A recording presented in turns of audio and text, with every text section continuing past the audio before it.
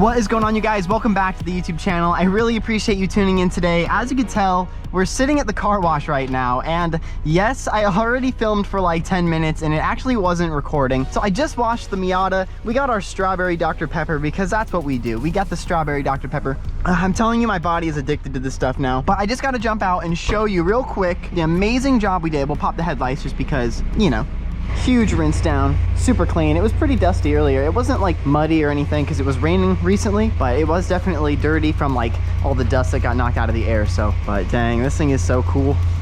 It's all clean now. It's nice to know it's all clean. So we're gonna go drive around. I gave it the spot-free rinse. I mean, this is like Old Reliable right here, Old Faithful. Let's do it. So we were cruising around today. As you can tell, my clutch pedal, it's a little squeaky, but that's all right. We're gonna get this water off. Ooh, a Genesis. Oh yes.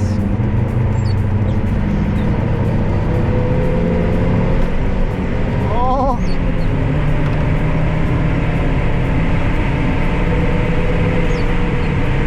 Oh yeah.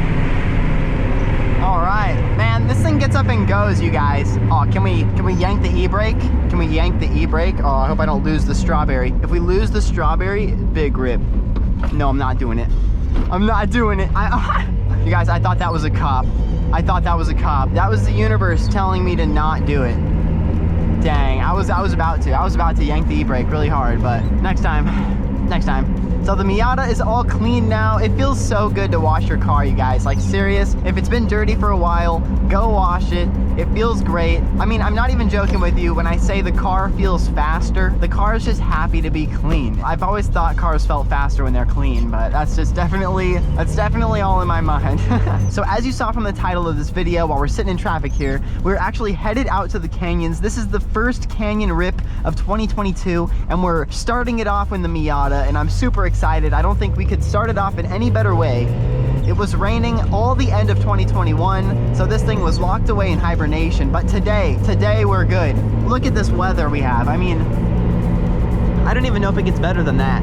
We got the pop-ups, you guys. We got the strawberry Dr. Pepper. It is some great vibes right now. If you guys could go down and hit the like button on this video, that would be awesome. My goal this year for 2022 is to post 100 YouTube videos. You already know we're gonna be in it to win it this year. Hopefully we can get 100 videos posted. That is my main goal. I'm excited to see what 2022 holds for us. Speaking of awesome things happening in 2022, I did want to put this comment up right here from Aeneas. Sorry if I pronounced your name wrong. I just wanted to say real quick, thank you for all the support. I love seeing your comments on the channel. He actually says that we should wait until spring of this year to pick up the new Z because specifically he thinks the prices will start to go down a little bit. We'll be able to pick up a used one, and the Nismo version will probably be released by then, and the Nismo version might be the one to go for. So it definitely would be worth probably waiting for a little bit. So we're gonna see what happens. Getting the first one would be the best thing that could happen. Like, if we could get the very first one in the area, that would be the best option, but unfortunately I don't think that's gonna be possible.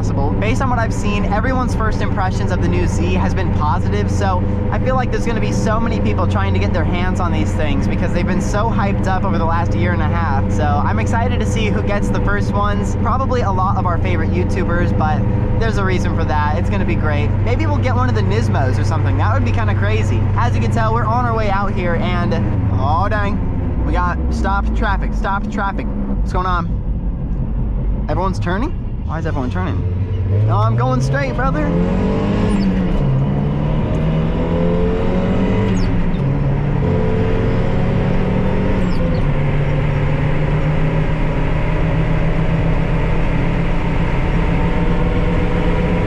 We're floored. We need some aerodynamics. Oh, we got the Fiat. It wants the sauce. Let's go. Okay, you guys, so you can just hear how loud it is in here. I can only imagine this is exactly how loud it is in like a World War II fighter jet. Maybe it's a little quieter than that, but that's what this reminds me of, and I think it's so great. Sheesh. Oh yes, oh we got downshift. Take it a second. 6K. Let's go, 6K. And 6,000.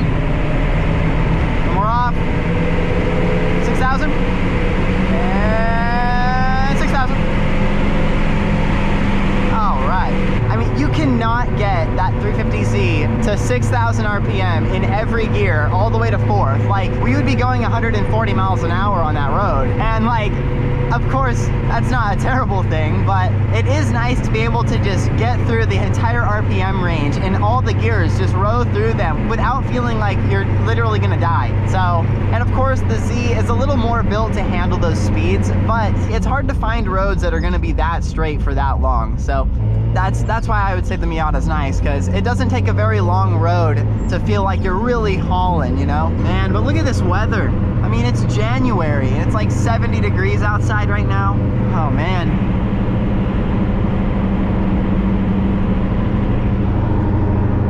Jeez, I'm like in awe with this right now. Like, it is just so nice out here. I think what we got to do is we got to go to our park, you guys. We're going to get out, we're going to do a walk around, maybe get some pictures of the Miata and a little different scenery. You know how it goes. We got some dust, some sand, a little slippery, Man, there really is nothing like taking like a classic Miata on some open roads like this. It just, I wish I had the words to explain. Like, I think it's a lot to do with just like the culture and feeling of driving a Miata. All right, so we're coming up on the park here. As you can tell, I mean, this Miata is super loud. Like, I feel like I've been yelling this whole time, which is fine. That's part of the experience, you know. It would be nice to someday get a hardtop in here, but they're pretty expensive. Like an OEM hardtop from Miata or from Mazda, it's gonna be like $6 grand. I'm not even joking. All right, we made it. I'm excited. Should we pop the headlights? Of course, we gotta pop the headlights. Oh my gosh, this weather right now. This thing is so crazy.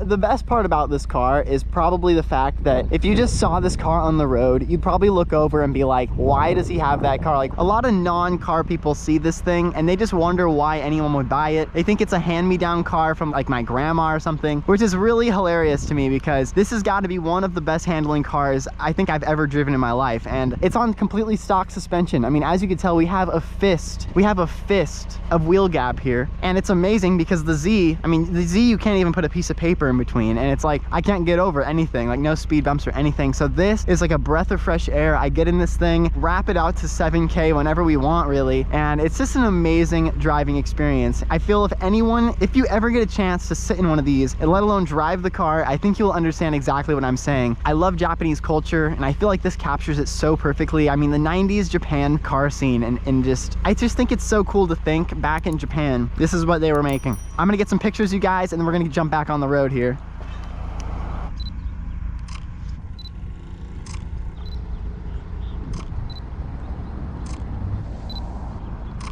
Man, this has got to be one of my favorite cars in the world. The best thing about this Miata is, seriously, if you took it to a supercar show with nothing but Lamborghinis, you could park it right next to the Lamborghini and people would talk about it just as much as the Lamborghinis. And like, obviously it's nowhere near as expensive as a Lamborghini, but there's this following and a culture behind this car that I think is stronger than almost every other car out there. And I think that's so cool. And I'm so happy and grateful that I get to share and be a part of this Miata family. All right, guys, so we're gonna jump in the car now.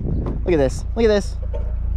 This is, I mean, stuff like that is why I love this car, you know, just completely functional, but completely non-functional greatness. Like down in here, look, I bet you didn't know. Look at that, that's the fuel thing. And it's a little bent from whoever owned the car last, so it doesn't really work. And then obviously, if we come out and check this out, the guy who owned the car last, he was an older gentleman and he couldn't get it open. So he would stick his key down in here and it totally destroyed the paint. But I mean, you know, I can pull it out just fine, but for an older gentleman, I understand. But it's the little things like that that I think are so awesome. It almost makes me not want to mod this car at all. Like, I feel like we have such a perfect example of a stock Miata from 1991. It's just captured perfectly like a time capsule. Obviously, this janky wheel on here, but it would be hard to put like a wide body kit or some, you know, crazy mods on this thing. Look at this turning radius.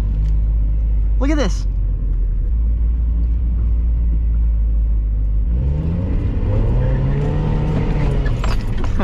There we go. That's a sign we like to see.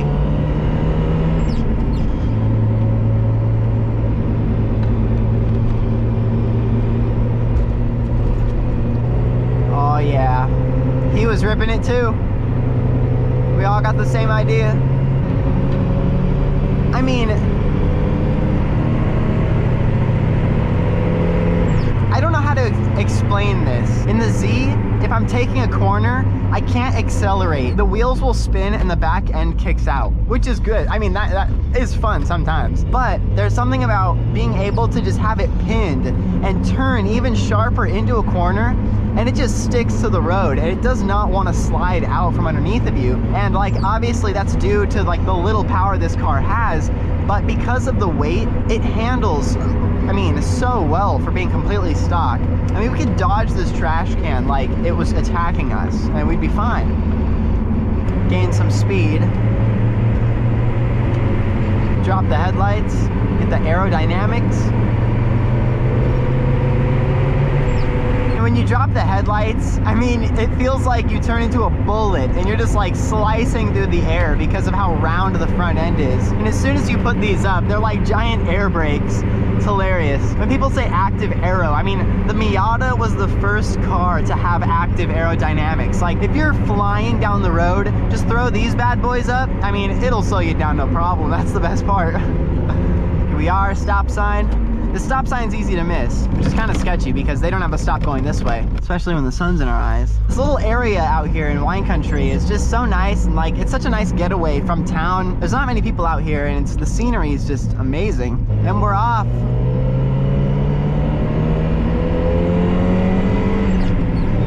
$6,000. 6,000. All right, so I have a question right here from Oliver from my last video where we actually got the 350Z smogged, and he actually asked if the Tome exhaust is an illegal mod. Technically, the Tome exhaust counts as a muffler. The Tome exhaust itself is not illegal. To get the Tome to sound how you want it to, you'd probably have to do test pipes, which that involves taking out the cats and the resonator and stuff like that. So just adding the last little piece of Tome muffler is probably going to be legal, but it's all really about decibels for them with the exhaust system. So if you have, I've read that if you have above 95 decibels, your exhaust is too loud. In Southern California, at least. I'm not sure if that's the same everywhere. I'm actually almost positive it's not the same everywhere. I would personally say 95 decibels is not over the top. The Tome exhaust comes in at about 105 decibels, so definitely over the limit. So if they pull out the microphone thing and they scan it, or they test the decibel reading, I mean, it's gonna be hard to get around it. But I think even the muffler delete is higher than 95 decibels. So I don't know if even the muffler delete is gonna be legal as far as exhaust noise laws go, but as far as emissions go, I'm pretty sure as long as you have the cats and the resonator, you're gonna be completely fine. And obviously the car's not illegally tuned. Anyways, I hope I answered your question. I also have one more comment I wanted to throw up here from James. He says, strawberry Dr. Pepper is elite, and that is absolutely correct. Strawberry Dr. Pepper is elite. If you guys have not had it yet, I highly recommend going and getting some strawberry Dr. Pepper. Basically everywhere they have those like 100+ drink Coca-Cola machines, you can get it. That's where I get it. They have it at Jack in the Box, so that's my go-to place. Oh man. Anyways, I'm probably going to end the video here. I hope you guys enjoyed today's video. Hit the thumbs up button if you did. Hit the subscribe button if you haven't yet already. Drop a comment if you have any questions or comments or video ideas you'd like to see from me in the future, and I'll do my best to answer them for you guys. Once again, thank you so much for joining me in today's video, and I'll see you in the next one. Peace out.